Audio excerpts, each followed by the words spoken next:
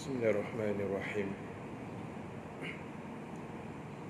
Assalamualaikum warahmatullahi wabarakatuh. Al-Fatihah.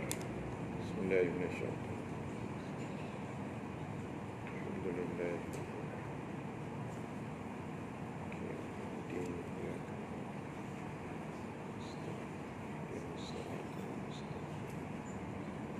Siratal ladzina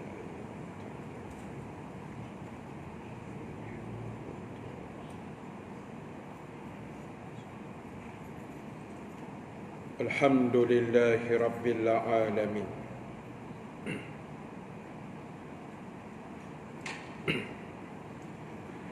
Alladzi arsala rasulahu bil huda wa dinil haqq liyuzhirahu 'ala ad-dini kullihi walau karihal kafirun. Ashhadu an la ilaha illallah wahdahu la syarika lah wa ashhadu anna Muhammadan abduhu wa rasuluh. Allahumma salli wa sallim wa barik ala sayyidina Muhammad sallallahu alaihi wasallam wa ala alihi wa ashabihi ajma'in. Rabbana iftah bainana wa baina qaumina bil haqq wa anta khairul fatihin wa sayakfikahumullah wa huwas samiul alim. Amma ba'd. Ashabul kiram, tuan-tuan imam, tuan-tuan bilal, pengerusi dan seluruh ahli jawatan kuasa Masjid Al-Ihsan, muslimin dan muslimat, hadirin hadirat yang dirahmati Allah Subhanahu wa ta'ala sekalian. Alhamdulillah ta'ala, kita memanjatkan kesyukuran kehadrat Allah Subhanahu wa ta'ala dengan keizinan dapat keberkatan, rahmat dan juga keampunan daripada Allah Subhanahu wa ta'ala, insya-Allah. Muslimin dan muslimat sekalian, insya-Allah pada malam ini seperti biasa kita akan sambung masih lagi di bawah tajuk pengertian iman. Disebut dan dinyatakan di dalam kitab ini, keimanan itu di samping pengetahuan dan pengertian hendaklah menimbulkan semangat bekerja dan berkorban dengan harta dan diri sesuai dengan kehendak iman itu dan juga kewajipan orang-orang yang beriman. Tuan-tuan, ibu-ibu yang dirahmati Allah, ini persoalan iman. Bukan sekadar kita faham apa erti iman, bukan sekadar kita memahami rukun-rukun iman yang 6, tetapi bila seseorang itu memiliki tahap keimanan yang terbaik, maka iman itu akan mendorongnya menjadi seorang Muslim ataupun seorang mukmin yang agresif. Maksud agresif, mukmin yang memiliki semangat yang tinggi, semangat bekerja yang tinggi, semangat mengaji yang tinggi, semangat beribadah yang tinggi, dan yang penting juga semangat berjuang yang tinggi. Dalam erti kata lain, orang-orang beriman ni jiwanya sentiasa segar, jiwanya senantiasa bersemangat, khususnya dalam melakukan apa sahaja yang diarah dan diperintahkan oleh Allah, dan dalam masa yang sama juga bersemangat meninggalkan segala larangan daripada Allah Ta'ala. Ini orang mukmin yang cantik sifat dan akhlak. Dan bila kita sebut berkorban, ini termasuk harta dan jiwa raga. Orang beriman, dia akan korban segala macam bentuk. Berkorban jiwa, berkorban masa, berkorban tenaga, berkorbankan idea atau buah fikiran, wa imma berkorban jiwa raganya sendiri. Ini sifat orang mukmin yang kita sebut tinggi levelnya di sisi Allah. Benda ini saya boleh sebut pada malam ini. Tuan-tuan pun dengar, dan mungkin ini bukan kali pertama kita dengar benda-benda macam ni. Tetapi persoalannya adalah praktikalnya. Proses kita nak melaksanakan segala tuntutan-tuntutan iman itu. Sebab itulah tuan-tuan, ia memerlukan ilmu. Ia juga memerlukan kemahiran atau kita sebut skill. Nak buat ibadah ni bukan main gaduk begitu aja. Bukan orang semayang, kita semayang, orang puasa, kita puasa, orang haji, kita haji. Tapi ada seninya dalam kita melakukan ibadah kepada Allah. Bukan main gaduk ikut suka, tapi dia ada SOP yang ditentukan Allah. Ada ibadah yang kita tak boleh pandai-pandai modify, tak boleh ditokok tambah. Ada pula ibadah yang kita boleh tambah ikut suka hati kita. Contoh yang tak boleh tambah ialah ibadah wajib. Semayang maghrib 3 rakaat, boleh tambah? Tak boleh. Tak kira sempena apa. Sempena COVID-19 ni ustaz, kita isyak sekejap lagi 6 rakaat kot. Minta doa lebih sikit. Tak boleh. Besok subuh tetap 2 rakaat. Pagi tadi subuh tetap 2 rakaat. Tak boleh tambah. Walaupun mungkin hati suka sikit sebab minyak turun lagi. Sempena minyak turun tambah 3 rakaat ustaz. Tak boleh.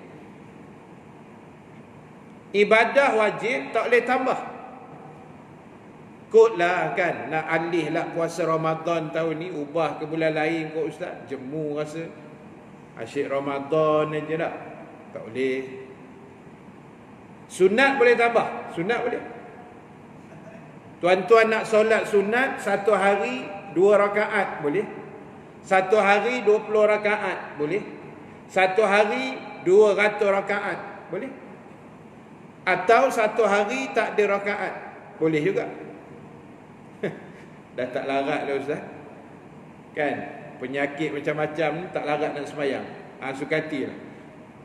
Boleh. Sedekah hari ni RM1, esok RM5, lusa tak bawa duit pula dah. Tak apa. Dia ikut sunat ni, dia fleksibel. Banyak boleh, kurang boleh, buat boleh, tak buat pun boleh. Tapi hak wajib tu kena buat selalu, ikut aturan. Itu maksud saya tadi, ibadah pun kena ada ilmu dan skill. Kan? Kena ada skill lah untuk kita buat.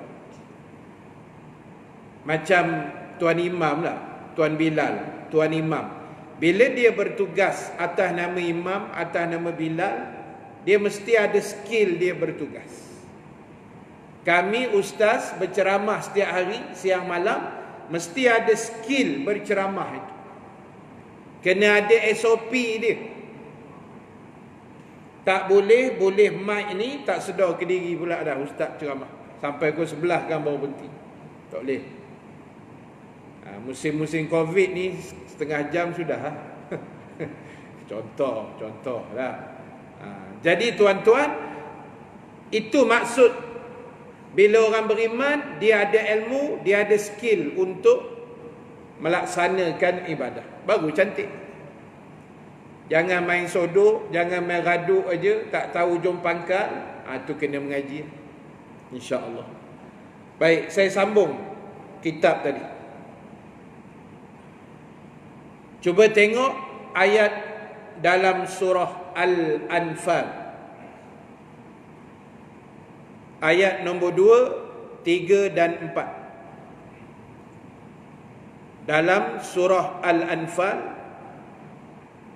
surah yang ke-8. Ayat ni biasalah kita dengar. 2, 3 dan 4 yang menceritakan tentang sifat sebenar orang-orang beriman. Surah Al-Anfal, surah ke-8, ayat 2, 3 dan 4. A'udzubillahi minasyaitonir rajim. Innamal mu'minuna allazina idza dzukirallahu wajilat qulubuhum wa idza tuliyat alaihim ayatuhu zadatuhum imana wa ala rabbihim yatawakkalun allazina yuqimuna as-salata wa mimma razaqnahum yunfiqun ulaika humul mu'minuna haqqan lahum darajatun 'inda rabbihim wa maghfiratun wa rizqun karim. Sadaqallahul azim. 2, 3, 4 Al-Anfal, surah yang ke-8. Sesungguhnya orang-orang yang beriman, yang sempurna imannya. Dia ada orang beriman tapi iman dia tak apa nak jadi. Dipanggil orang beriman juga, tapi iman dia tak berapa sempurna. Ciri-ciri yang Allah bentangkan dalam 3 ayat ini, 2, 3, 4 tadi, adalah ciri orang beriman yang sempurna sifat. Antaranya Allah sebut orang beriman itu apabila disebut nama Allah, sifat-sifat Allah, kekuasaan Allah, gementarlah hati mereka. Nombor 1, Allah kata orang yang benar-benar beriman, bila disebut nama Allah, kisah-kisah tentang kehebatan Allah, atau dengar nama Allah, hatinya gementar. Hari ni rasa-rasa gementar. Kita jawab masing-masing lah dah, dalam hati kita. Bila aku dengar nama Allah ni, gementar tak kita? Kalau ada rasa-rasa tu, sikit-sikit pun kira kemah dah. Takut bila sebut nama Allah tak berasa gementar. yang gementar bila dengar Covid. Bila dengar Covid lah, takut satu macam kita. Keluar rumah tak berani. Siap doa semalam, ya Allah janganlah boleh sembahyang Jumaat besok. Dia nak cuti juga. Sembahyang Jumaat tak nak datang lah, pasal malam okey lah. Itu pun satu hal juga. Tempat himpunan jugalah. Banyak tempat himpunan ni, kedai mamak. Kan, okey je. Kenapa surau masjid tak boleh datang pula kita kan? Alasan bercampur, banyak tempat bercampur. Kita ni kadang bila sebut nama lain gerun, yang nama Allah sebenar tak ada rasa apa-apa. Betul apa yang Kementerian Kesihatan Malaysia wawarkan setiap hari, update, maklumkan apa benda kita nak kena buat sebagai langkah pencegahan. Itu kita tidak nafikan, kita ikutlah. Kan? Kurangkan bersalaman, basuh tangan ataupun dengan hand sanitizer ke apa. Pakai mask bila perlu kalau kita ada batuk ke demam. Kalau kita sendiri ada tanda-tanda tu, duduklah rumah, kuarantin diri lah. Tak usah berayau sangat. Itu contoh. Benda tu betul dan kita ikutlah, itu saranan kementerian. Tapi berapa ramai yang memikir hakikat sebenar dia memang Allah yang buat turun benda ni. Dan bila orang tanya balik, bila lah ustaz nak hilang penyakit misteri? Allah punya kerja. Maknanya selain yang ikhtiar luaran tadi, jaga kebersihan, mandi ke, jemur-jemur sikit tengah panas kan, bagi kuman tu mati, itu ikhtiar yang disarankan. Tapi jangan lupa juga secara rohaninya, kok mana pun jagalah hubungan kita dengan Allah Ta'ala. Sebab dia yang buat benda ni, dia yang bagi merebak kepada 122 buah negara setakat ini, yang dah mengorbankan ribuan nyawa, yang dah menjangkiti ratusan ribu manusia yang dihinggapi penyakit itu. Jadi ingat tuan-tuan, yang boleh melenyapkan benda ni Allah. Jadi sebagai orang beriman, itu keyakinan kita. Sebab itu cantik doa yang Tuan Imam kita baca tadi memang comel. Allahumma inna nas'alukal afwa wal afiyah fid dunya wal akhirah. Itu antara doa yang walaupun tak adalah kalimah Covid ke apa dalam doa tu dah. Tapi kalau kita balik pada satu kisah, bapa saudara Nabi, salah seorangnya nama Abbas, ayah kepada Ibnu Abbas, Abdullah bin Abbas. Ibnu Abbas tu sepupu Nabi. Abbas bin Abdul Muttalib tu pak saudara Nabi. Abdul Muttalib siapa? Datuk Nabi kan? Jadi satu hari Abbas jumpa Nabi tau. Dia datang jumpa Rasul. Dia kata, wahai Rasulullah, ajarkan aku satu doa. Dia jumpa Nabi. Abbas ni dia jumpa Nabi dan dia kata ke Nabi, wahai Rasul, ajar aku satu doa. Dia sebut umum, dia tak minta doa khusus. Abbas tidak kata, wahai Rasul, ajarkan aku doa bagi sihat, ajarkan aku doa bagi kaya, ajarkan aku doa nak nikah seorang lagi. Tak. Itu yang tuan-tuan selalu jumpa kat ustaz. Minta ustaz, apa doa nak nikah seorang lagi? Dia tak tahu ustaz pun bini seorang.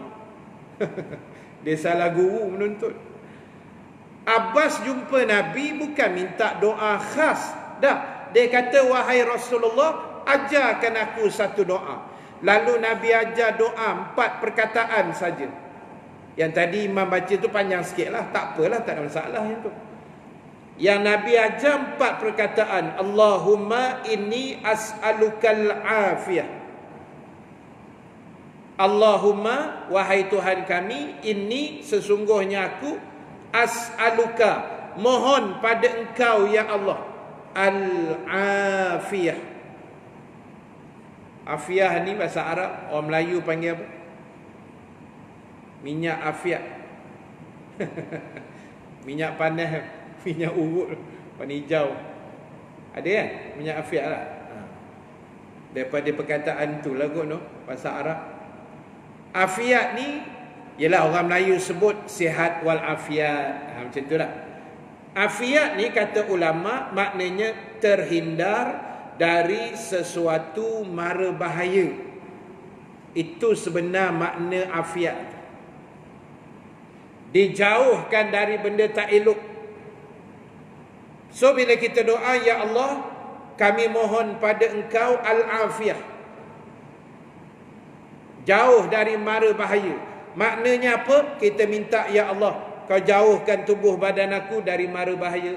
Kau jauhkan anak bini aku dari mara bahaya. Kau jauhkan harta benda aku dari benda tak elok. Kau jauhkan kenderaan aku, rumah aku, adik-beradik, semua secara umum. Memang power tuan-tuan doa tu, jangan buat main. Selain yang boleh kita amal setiap kali keluar rumah, Bismillahillazi la yadurru ma'asmihi, doa-doa pelindung begitu kan. Bukannya payah mana, semua orang hafal lah doa tu, baca. Selawat syifa, ini semua doa yang warid daripada Nabi sallallahu alaihi wasallam. Tapi biasalah tuan-tuan minta maaf sebut dah. Kadang-kadang manusia ni bila ustaz-ustaz pesan, ulama' bagi tahu, tak apa nak ikut kan. Kan? Dia kata tak ya ke tidak ustaz ni, dia kata. Tak apa ikut. Tak apa nak percaya kan.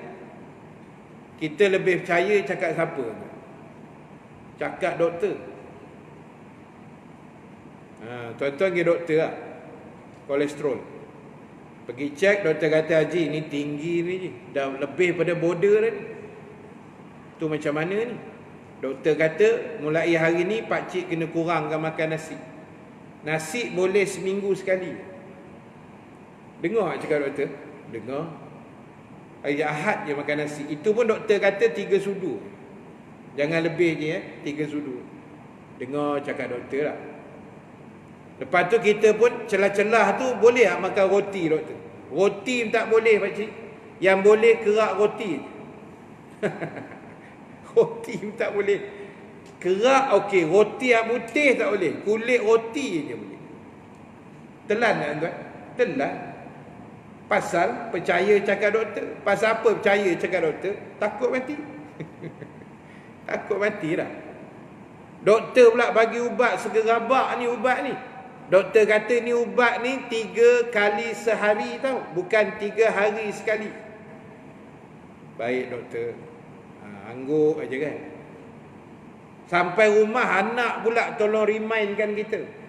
Ayah ni dah tengah hari dah makan ubat belum? Ni malam dah ni dah makan nasi dah. Ubat dah telan. Anak pun pasal takut ayah mati. Pernah tak anak kita tengah-tengah hari kan sembang dengan kita, ayah dah baca Quran belum hari ni? Ada agak-agak kan? Tak ada lah.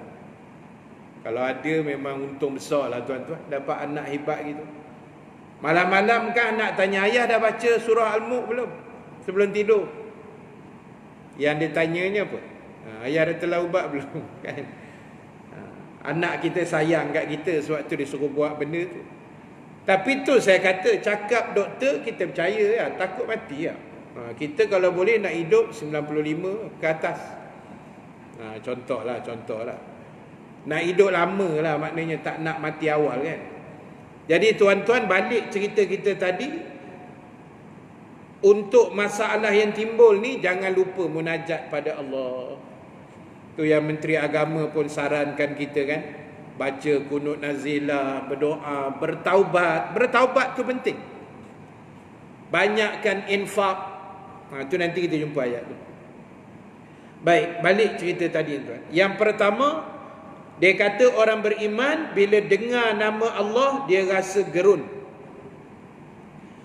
Dan apabila yang kedua, sifat orang beriman apabila dibacakan ayat-ayat dan keterangan-keterangan Allah, maka bertambahlah iman yang ada dalam dada mereka. Bila dengar kebesaran Allah, baca ayat Quran, dengar cerita-cerita yang dekat diri dengan Allah, iman dia bertambah. Ini siapa? Orang yang benar-benar beriman. Sebab itu kita hari ni, kok mana pun tuan-tuan, ibu-ibu sekalian, kita kena sedar yang kita ni hanya hamba Allah yang sangat kerdil, yang kita tak boleh buat apa-apa. Macam cerita COVID tadi tu lah dah. Allah hantar benda ni pun kita pun tak tahu dari mana datang hakikat dia. Macam-macam lah. Ada yang kata orang reka, ada yang kata memang daripada Wuhan, ada yang kata banyak benar riwayat, dia tak tahu mana satu lah kan. Tapi kita baliklah benda ni Allah dah atur semua. Jadi mana yang kata orang-orang hebat dalam dunia ni, yang doktor pakar ke, pakar perubatan ke, pakar pengkaji ke apa, yang boleh settlekan benda ni? Tak ada tuan-tuan. Sebab itu kita kena sedar diri kita. Kok mana pun dengan Allah jangan dicabar-cabar, dengan aturan Allah jangan kita lawan, dengan arahan Allah tak sah kita buat cincai-cincai, buat lebih-lebih kurang, buat macam orang kata lepas batuk di tangga. Jangan. Buat sungguh-sungguh. Sebab banyak yang berlakunya hari ni, kadang-kadang benda-benda dunia ni kita memang semangat, tapi bila melibat akhirat ni kadang-kadang slow sikit. Walaupun ada, saya tengok juga ada, bukan semua, segelintir lah maksud saya yang slow ni. Tapi ada dah tempat lain saya jumpa. Kan sekarang ni masjid ni saya tak tahu, mungkin dah settle lah kot. Kan sekarang ni orang dah buka apa tu, penajaan kan, penajaan untuk berbuka mori apa semua kan.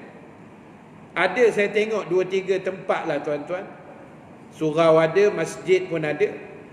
Bila diorang buka penajaan ni, dia kata ustaz, pagi kami tampal list dekat whiteboard di luar masjid, senarai nama yang nak infak, harga contoh RM2,500 semalam, contoh masjid besar. Pagi Ahad kami tempel ustaz, maghrib saja penuh 30 hari. Yang tu memang berebut lah. Itu tahniah lah kan. Itu maksud saya tadi, bukan semua yang slow, ada juga yang laju. Dia pulun. Ramai tuan-tuan orang Islam kita yang rajin infak, yang rajin menyumbang, yang buat ibadah diam-diam orang tak tahu, ramai. Kita tidak nafikan benda itu. Tetapi kadang-kadang dunia ni bila dia duduk depan biji mata kita, itu yang jadi masalah. Kita nak elak dunia tak boleh, kan? Nak buang dunia lagi tak boleh, sebab dah duduk pun lahir atas dunia. Kemana nak dihalakan lagi? Jadi nak atau tak nak, setuju atau tidak, kita kena hadap. Kena hadaplah dunia ni tuan-tuan, kok mana gaya pun. Sebab itu pentingnya kita mengaji ni, biar kita reti, biar kita faham. Bukan nak suruh jadi ulama besar, dah. Biar kita tahu basic-basic dalam hidup, asas hukum hakam agama, itu sudah memadai. Ambillah semangat imam-imam mazhab dulu-dulu ni, Imam Syafi'i, Hanafi, Hambali, Maliki ni. Mereka ni orang-orang alim yang sangat hebat, yang sentiasa menjaga adab, menjaga tata susila, akhlak, keilmuan mereka, adab-adab mereka, kan? Cuba tuan-tuan tengok, saya selalu sebut, tuan-tuan baca sejarah 4 imam mazhab ni, saya rasa tak pernah lagi 4 imam ni, walaupun ada yang tak sempat sezaman, ada yang dah meninggal dulu. Macam Imam Hanafi meninggal, hari Imam Hanafi meninggal, itulah hari Allah lahirkan Imam Syafi'i.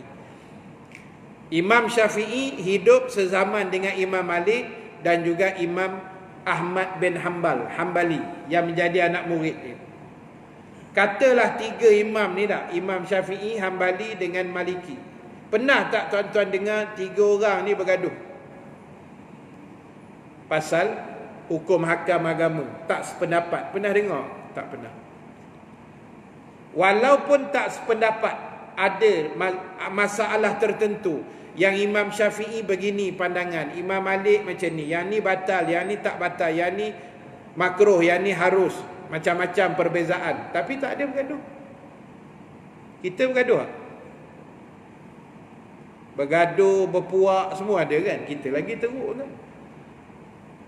Susah nak berlapang dada. Contoh tengok dalam grup WhatsApp.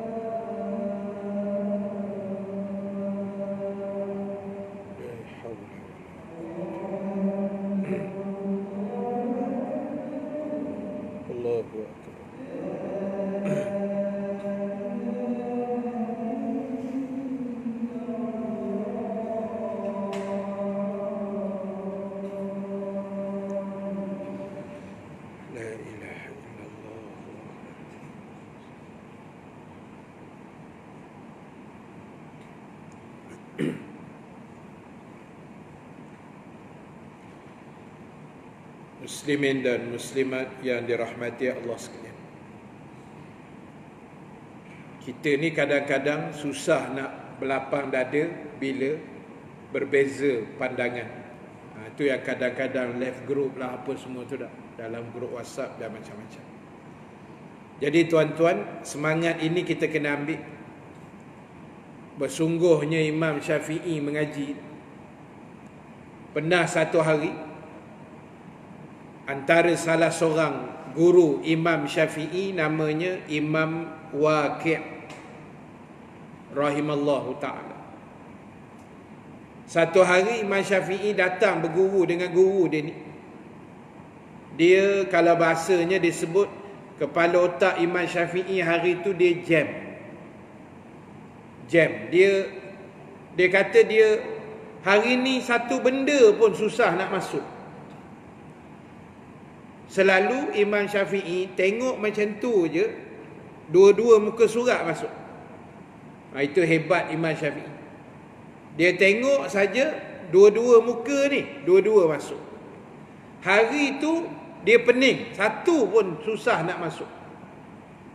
Lalu dia tanya guru dia, "Wahai tuan guru, hari ni pasal apa jadi pelik begini?" Lalu guru dia kata, "Tadi kamu nak datang tadi ada tengok apa-apa? Ada nampak apa-apa ke yang mengganggu kamu ni?" Imam Syafi'i pun cuba ingat-ingat balik. Dia kata ada. Tadi masa on the way datang kemari ni, aku terpandang tumit seorang perempuan. Tumit, tuan-tuan. Imam Syafi'i dah tak boleh hafal. Tumit saja. Kita apa? Betis. Tinggi sikit daripada Imam Syafi'i. Itu yang jam sampai ke sudah kita. Kan? Jadi semangat ni kita nak kena ambil. Sebab itu orang beriman bila dengar ayat-ayat Allah, kuasa Allah, dia tengok sana kemari, iman dia bertambah. Baik, saya ringkaskan. Yang ketiga, wa ala rabbihim yatawakkalu. Orang yang benar-benar beriman senantiasa bertawakal kepada Allah. Sentiasa berserah diri pada Allah. Tawakal ni macam mana? Kita dah usaha maksimum, yang lain serah pada Allah. Macam cerita penyakit sekarang ni lah kan. Kita dah usaha basuh tangan, mandi, jaga kebersihan kan. Semua dah kawal elok, yang lain serah lah, apa nak dirisau. Ikhtiar dah buat, yang lain serah pada Allah. Benda dekat udara ni kita tak nampak, tuan-tuan. Kuman-kuman, virus apa benda ni kita mana nampak mata kasar ni. Jadi kok mana pun bismillah, tawakal ala Allah. Sebab itu ciri orang beriman. Dan Nabi pernah sebut dalam satu hadis. Saya ambil makna hadis. Nabi kata, barang siapa yang bertawakal kepada Allah dengan sebenar-benar tawakal. Dia tawakal tu betul-betul punya tawakal pada Allah, berserah diri dia. Apa jadi?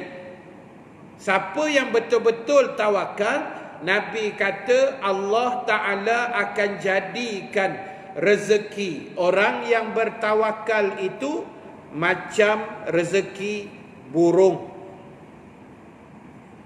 Orang yang kuat, orang yang rajin, bertawakal, berserah diri pada Allah, rezeki dia Nabi kata macam burung. Macam mana rezeki burung? Nabi kata yaghdu himasa, berpagi-pagi burung itu keluar dari sarangnya dalam keadaan perutnya yang kosong, yang lapar. Wa taruhu bitana, dan pada sebelah petang burung itu balik ke sarang dalam keadaan perutnya yang sudah penuh dengan makanan. Apa makna? Maknanya rezeki orang bertawakal pada Allah, Allah jamin rezeki mereka, dan rezeki mereka tak akan putus macam mana rezeki burung yang tak pernah putus. Tuan-tuan tak percaya, tanya burung. Kotlah tak percaya cakap ustaz. Ni Nabi cakap ni, bukan saya cakap ni. Kan? Burung rezeki ni tak pernah putus dah. Pagi-pagi terbang kan. Bising-bising tu pasal lapar lah tu. Petang lagi senyap, bawa balik ulat banyak kan. Tak pernah putus. Orang yang betul-betul tawakal, jangan risau, insya-Allah rezeki dia takkan putus. Baik, kemudian yang keempat, ciri orang beriman, allazina yuqimunas solah. Yang keempat, mendirikan solat. Mereka jaga solat dengan sebaik mungkin. Solat ni kok mana pun antara satu-satunya amalan yang sangat hebat dalam agama ialah solat. Kan? Benda lain kita boleh tompang-tompang orang juga. Tuan-tuan tak sempat datang malam ni, boleh kirim dekat jiran. Haji nak pergi masjid ke? Ya. Ji, kirim RM20 ni je, masuk dalam tabung. Boleh. Umrah haji tak daya buat, boleh. Upah dia panggil lah. Orang lain tolong buat bagi pihak kita, boleh. Semayang boleh? Semayang tak boleh. Sayang macam mana suami dekat isteri, isteri dekat suami, masing-masing sendiri punya solat. Tak boleh suruh orang lain buat. Katalah bini, laki sibuk mesyuarat kan, dah pukul 3 Zuhur tak semayang. Telefon bini kat rumah, "Yang, abang ni rasa tak sempat dah Zuhur ni. Bos pun tak apa, dia mengamuk, meeting tak habis ni. Ni ayang sayang kat abang kan?" "Sayang lah," dia kata. "Tolong semayang Zuhur untuk abang." Boleh? Mana boleh. Kalau buat memang bodoh lah bini ni. Mana boleh kau semayang untuk orang. Kan? Tak boleh. Semayang ni very special. Ni kita duduk bulan Rejab ni, Isra' Mi'raj, cerita semayang. Tu pun ada ke orang tak nak semayang? Geng makrifat mana pun tak tahu. Kan? Pasal apa tak semayang? Dia kata semayang ni sebenarnya zikir saja. Tu yang kami tak semayang. Mana pula datangnya zikir saja kan? Yang rukuk sujud tu Nabi bawa turun tu apa benda? Lepas tu dia tanya pula, pernah tengok ke Nabi semayang? Sudah. Ini semua alasan tak nak semayang. Itu cerita ni. Tak usahlah tuan-tuan, geng-geng macam ni kita minta cepat-cepatlah bertaubatlah. Tak usahlah buat benda-benda pelik macam ni. Rugi kita tuan. Hidup dah lah tak lama mana kita ni. Dah, tak usahlah. So yang keempat, ringkasnya, jaga solat baik-baik. Punya susah Nabi naik ke langit Isra' Mi'raj, semata-mata nak ambil solat tu kan. Sampai kat kita buat lebih kurang macam tu je tuan. Jangan. Dan akhir sekali yang kelima, sifat orang yang benar-benar beriman, wa mimma razaqnahum yunfikun. Dengan apa yang Allah kurniakan rezeki kepada mereka, maka mereka infakkan di atas jalan Allah. Jadi apa saja rezeki. Rezeki tak semestinya duit. Tenaga, buah fikiran, kenderaan, harta, duit, sekalilah.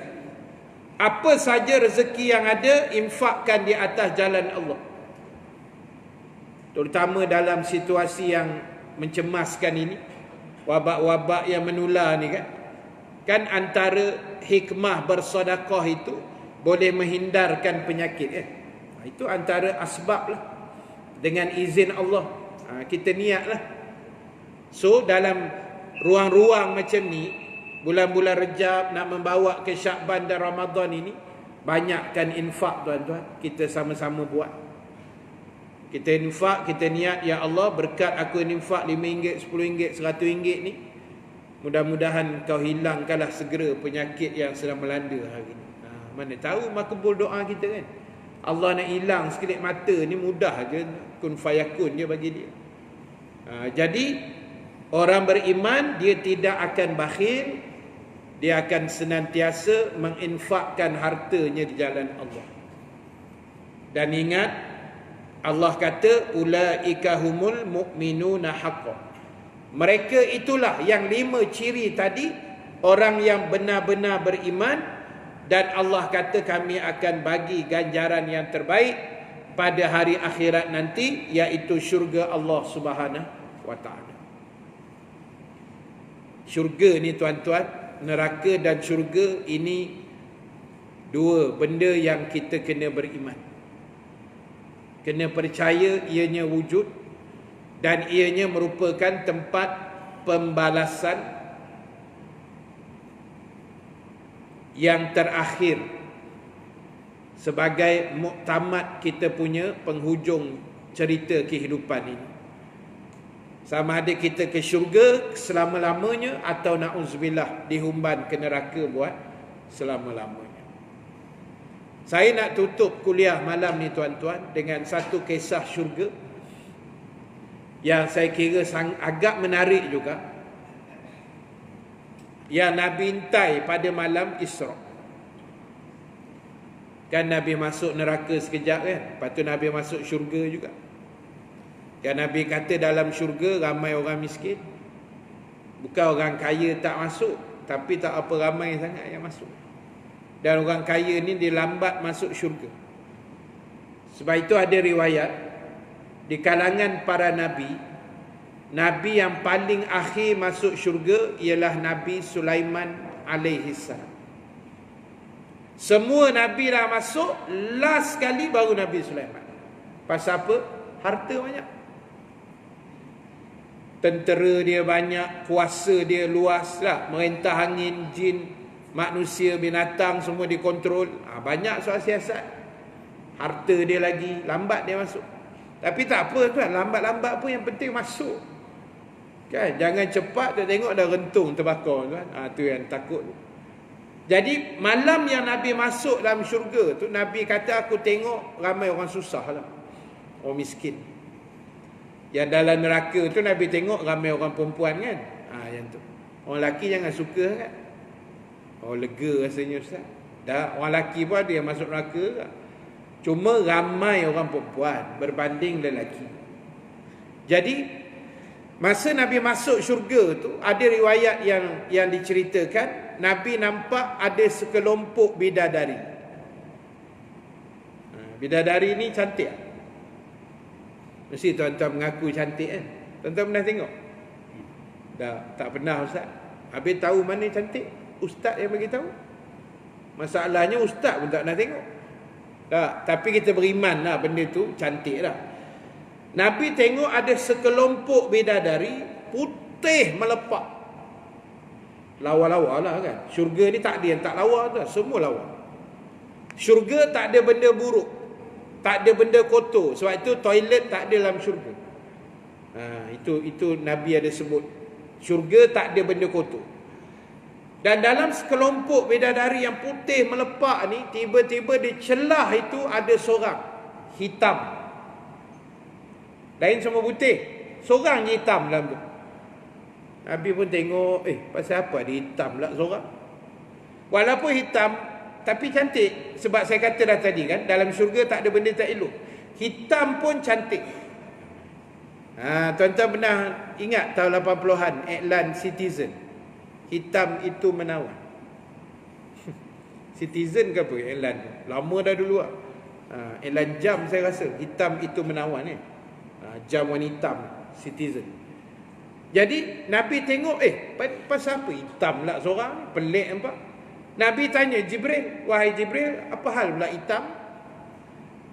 Wahai Rasulullah, kalau kamu nak tahu, bidadari hak hitam seorang ni, ini Saidina Umar punya. Hebat pula Saidina Umar dapat bidadari hitam. Yang selalu kita dengar cerita Bilal kan. Bilal bin Rabah bunyi terompah tu kan. Itu selalu lah. Yang bidadari hitam ni macam tak nak dengar je Ustaz. Tak apa, malam ni yang datang untung lah boleh dengar. Jibril kata hak hitam tu Saidina Umar punya tu. Dia booking siap dah. Hak tu Saidina Umar punya. Macam mana dia dapat? Jibril kata turun sekarang kau tanya dia. Turun daripada Isra', Nabi jumpa Saidina Umar, Nabi cerita. Malam tadi aku masuk syurga, nampak sekelompok bidadari putih-putih, tapi dalam celah tu ada seorang hitam. Jibril kata kamu punya. Macam mana jadi gitu? Saidina Umar confident jawab kan? Saidina Umar kata, wahai Rasulullah, pasal aku doa, aku minta. Apa yang kau doa? Apa yang kau minta? Saidina Umar kata, tiap-tiap hari aku berdoa pada Allah, ya Allah kurniakan aku seorang bidadari. Dia minta seorang bidadari yang lain daripada bidadari yang lain di dalam syurga. Itu yang dapat hitam. Kalau tuan-tuan nak, try lah doa tu. Kok dapat hijau ke mana tahu kan. Hijau pun okey apa. Biru ke, dah kawan dah sekarang. Jadi tuan-tuan ibu-ibu sekalian, tu contoh dah. Tu contoh. Jadi maknanya tuan-tuan, syurga neraka ni benda jangan buat main. Sebab itu pembalasan yang Allah pasti akan bagi punya. Tak boleh tidak, Allah akan bagi dengan balasan yang sangat adil, sangat setimpal untuk setiap hamba-Nya, yang baik atau jahat di atas muka bumi ini. Wallahu ta'ala a'lam. Saya berhenti setakat tu dulu untuk malam ni. Biiznillah, insya-Allah, mudah-mudahan apa yang saya share pada malam ni ada kebaikan dan manfaat bersama. Insya-Allah kita jumpa bulan April pada tarikh 11 hari bulan April, lebih kurang 2 minggu sebelum Ramadan. Insya-Allah dengan izin Allah Subhanahu wa taala. Dan sebelum saya tangguh, ada 2-3 pengumuman ringkas. Yang pertama sekali, saya mohon izin menyambung kutipan pada bulan lepas untuk wakaf van anak-anak autism yang belajar Quran, dan juga tabung kebajikan untuk kita bantu orang-orang yang susah. Jadi tuan-tuan boleh infak. Cuma saya tak ada tabung. Mungkin boleh letak sejadah lah kot. Nanti minta tolong letak lah. Sebab bulan lepas terlupa nak letak apa-apa. Jadi jamaah pun nak menyumbang, dia tak tahu nak hala ke mana. Jadi mungkin boleh letak lah apa-apa, sejadah ke.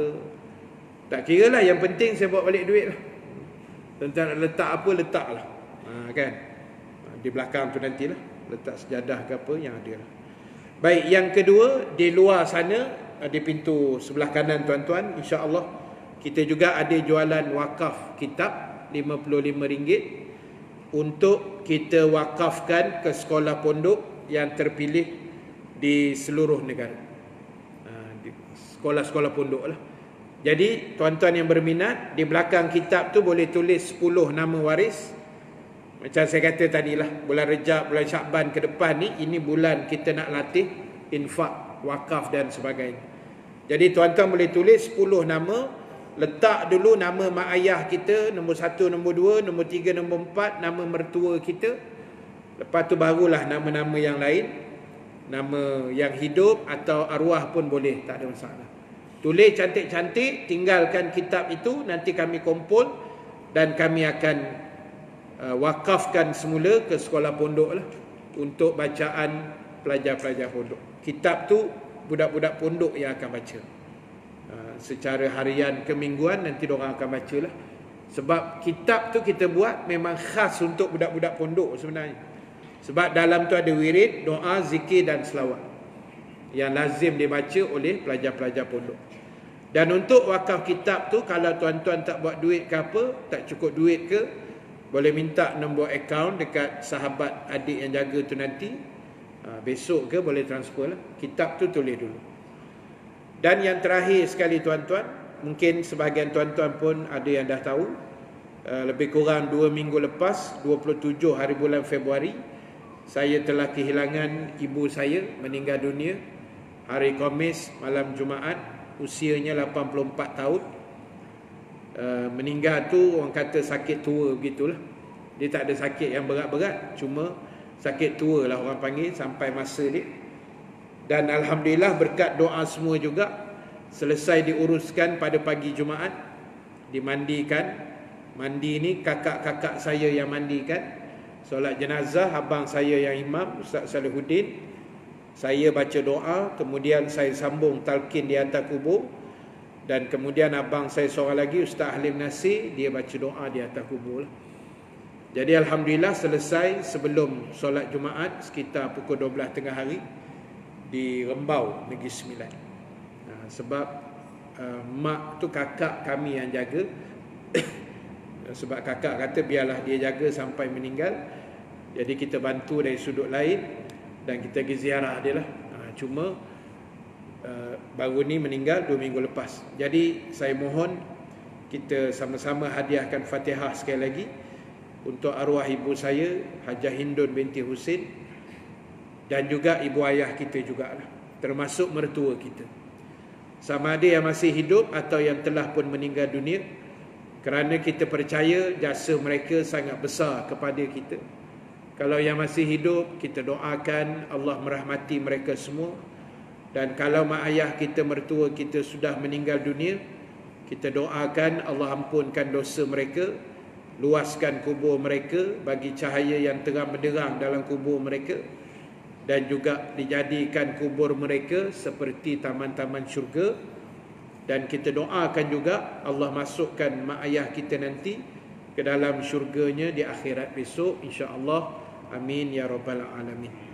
Jadi sama-sama kita hadiahkan Fatihah, mudah-mudahan pahalanya sampai kepada ibu ayah dan mertua kita, insya-Allah. Al-Fatihah. A'udzubillahi minasyaitonirrajim. Bismillahirrahmanirrahim. Alhamdulillahi rabbil alamin, arrahmanir rahim, maliki yaumiddin. Iyyaka na'budu wa iyyaka nasta'in. Ihdinas siratal mustaqim. Siratal ladzina an'amta 'alaihim ghairil maghdubi 'alaihim waladdallin. Bismillahirrahmanirrahim. Alhamdulillahi rabbil alamin. Wassalatu wassalamu ala asyrafil anbiya'i wal mursalin Sayyidina Muhammadin wa ala alihi wa sahbihi ajma'in.